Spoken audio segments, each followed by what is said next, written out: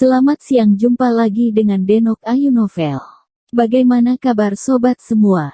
Sebelum kita mulai cerita ini, ayo kita subscribe, like, komen, share dan nyalakan loncengnya untuk mendapatkan notifikasi terbaru ketika Mimin mengupload video barunya. Menantu terbaik bab 290. Saya telah bertemu Fedo. Dia telah belajar pengobatan Tiongkok dengan ayahnya selama bertahun-tahun, dan dia belum pernah melihat salep yang begitu ajaib, dan dia bahkan tidak pernah mendengarnya. Ini hampir seperti tipuan.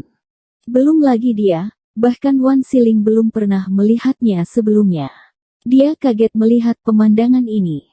Dia segera bangkit dan berjalan mendekat dan melihat ke lengan Xiao Shanzi. Melihat kecepatan pemulihannya yang luar biasa, dia tidak bisa menahan keterkejutannya. Tuhan, sangat bagus. Wan Siling tidak bisa menahan diri untuk tidak menghela nafas dengan emosi. Wan Weiyun memegang tabung salep untuk dipelajari saat ini, dan melihat bahwa ada sangat sedikit informasi yang tertulis di salep tersebut. Kecuali untuk karakter besar, menghentikan pendarahan dan menghilangkan salep bekas luka, dan informasi produksi seperti pabrik farmasi kebangkitan, ia bahkan tidak menulis bahan salep apapun. Dari mana kamu mendapatkan benda ini? Wan Weiyun menyerahkan salep itu kepada Wan Siling, dan bertanya pada saat bersamaan. Hei, bukankah ada tertulis di atasnya, pabrik farmasi Huiseng?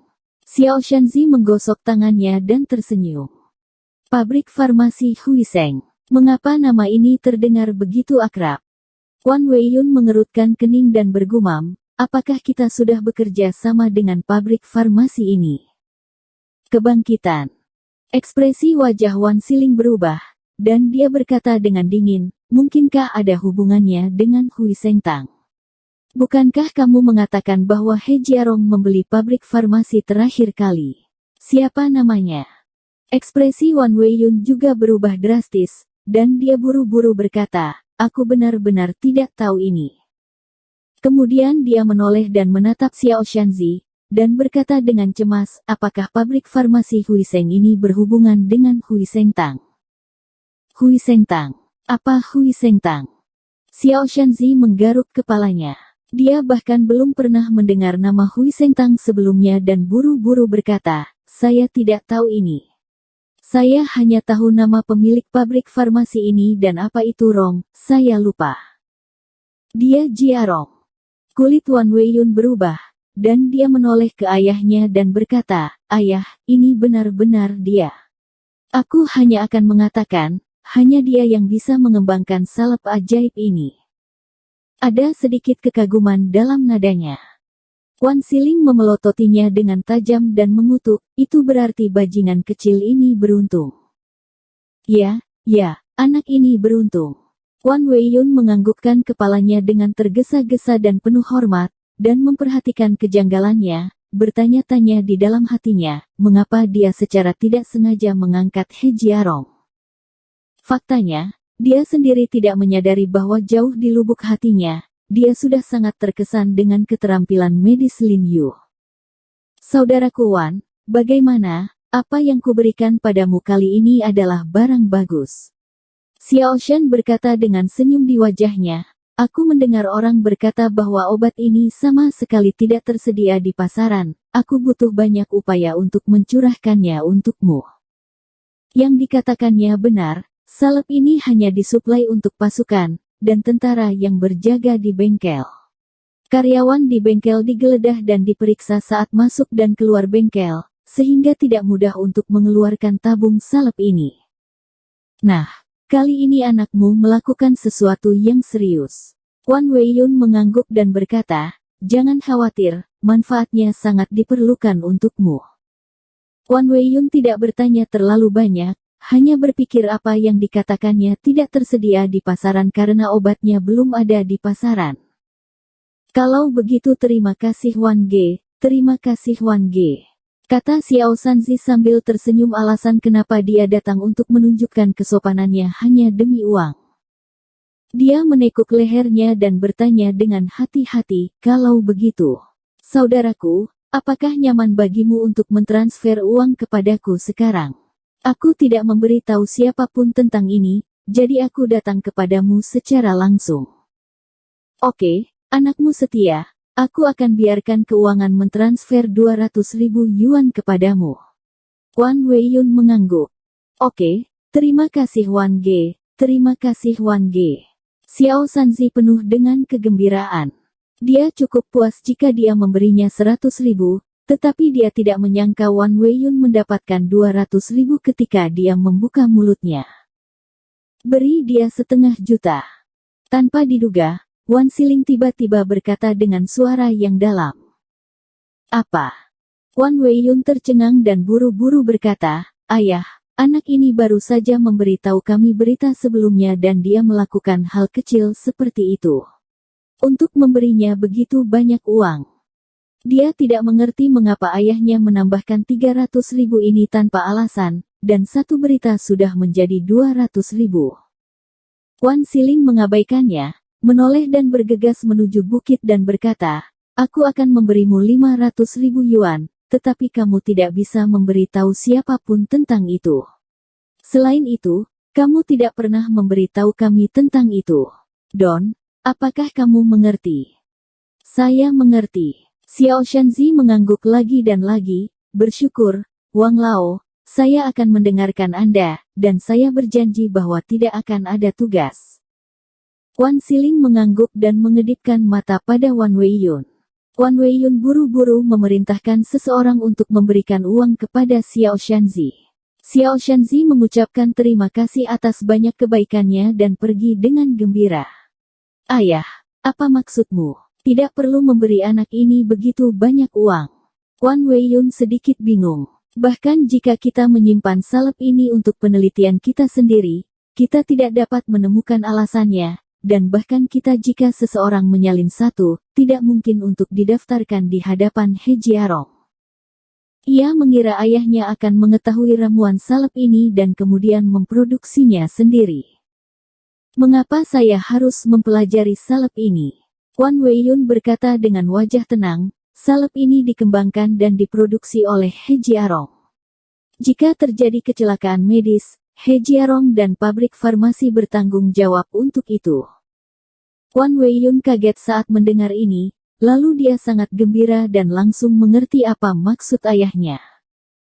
Ya, sebagai perusahaan farmasi, hal yang paling ditakuti adalah ada masalah dengan obatnya sendiri.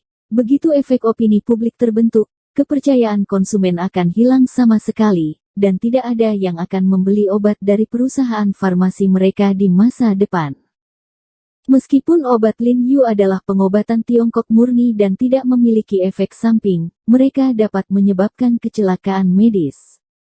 Mungkin dia bisa mengambil kesempatan untuk menghancurkan papan nama Hui Sengtang. Ayah, kamu masih punya strategi. Wan Weiyun tertawa dan berkata dengan semangat.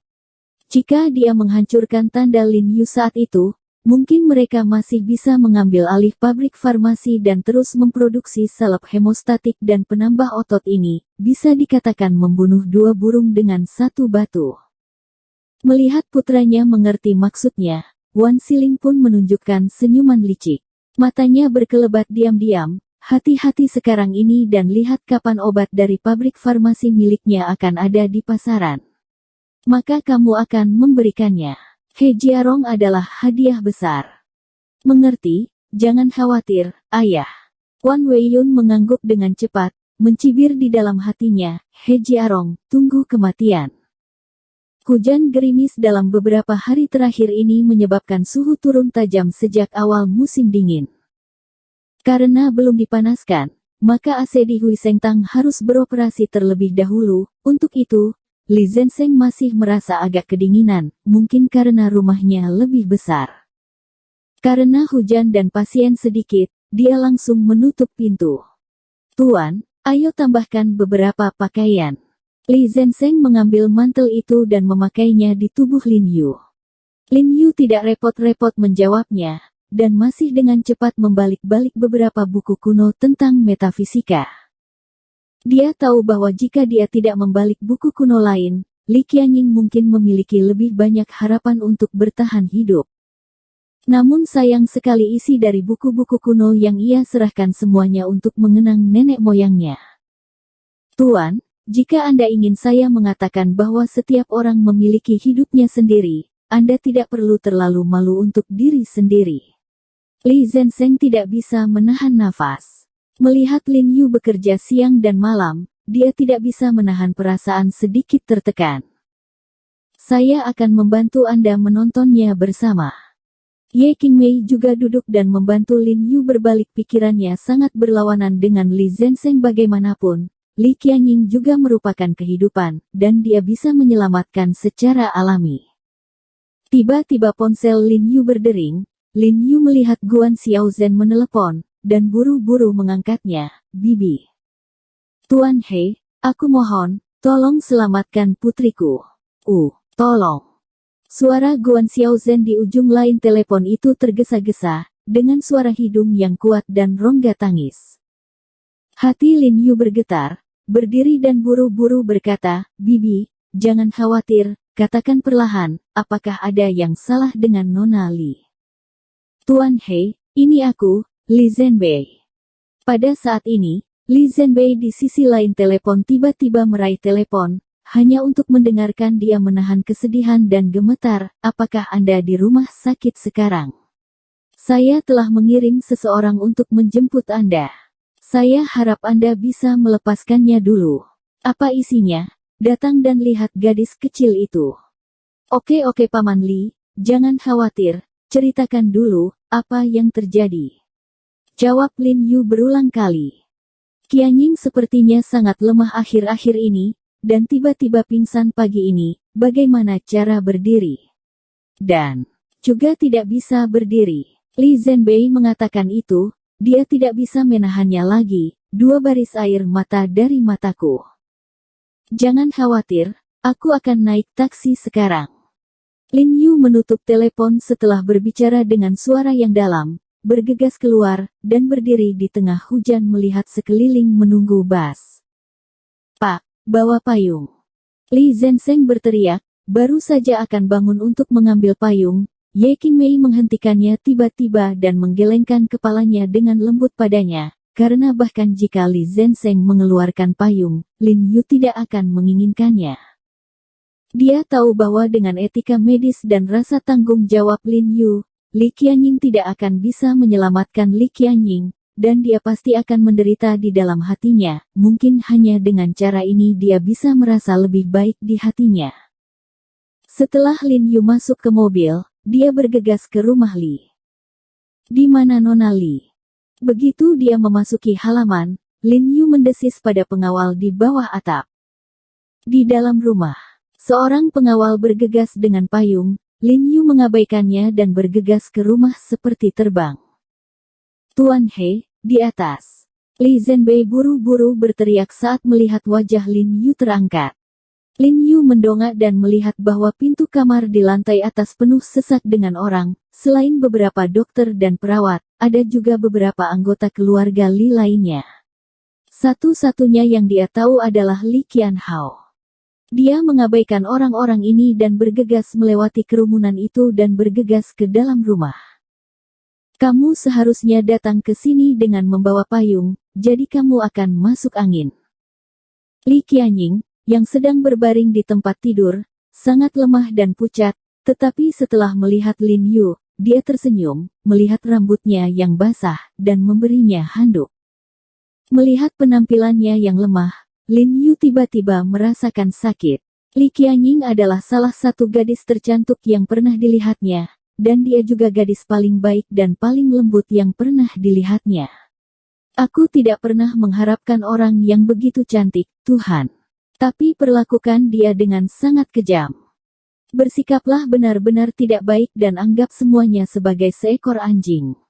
Sinar air mata melintas di mata Lin Yu, mengambil handuk dan menyeka rambutnya, memaksakan senyum, berjalan ke arahnya dan duduk, dan secara simbolis mengukur denyut nadi di pergelangan tangannya. Tuan He, jangan hibur aku. Begitu pergelangan tangan Li Qianying berputar, jari-jarinya yang putih dan lembut meraih tangan Lin Yu dan berkata dengan lembut, saya sudah puas bisa datang ke dunia untuk perjalanan ini. Tahukah Anda, apa kalimat selanjutnya dalam sekejap di panci? Lin Yu terkejut sedikit, tenggorokannya bergerak, dan dia bertanya, ini hanya untuk Vedo dalam sekejap. Ya, mata Li Qianying sedikit menyipit, dan mata yang menatap Lin Yu penuh kasih sayang. Sudut mulutnya mencoba membangkitkan senyum cerah, suaranya lemah tapi lembut. Bagiku, Tuan dia adalah Wei Tuo. Saya telah melihat fetus, dan saya tidak memiliki penyesalan dalam hidup saya. Bersambung. Terima kasih kepada kalian yang telah menonton video ini. Jangan lupa tekan tombol subscribe-nya dan nyalakan notifikasinya untuk mendapatkan video-video seru lainnya dari Denok Ayu Novel.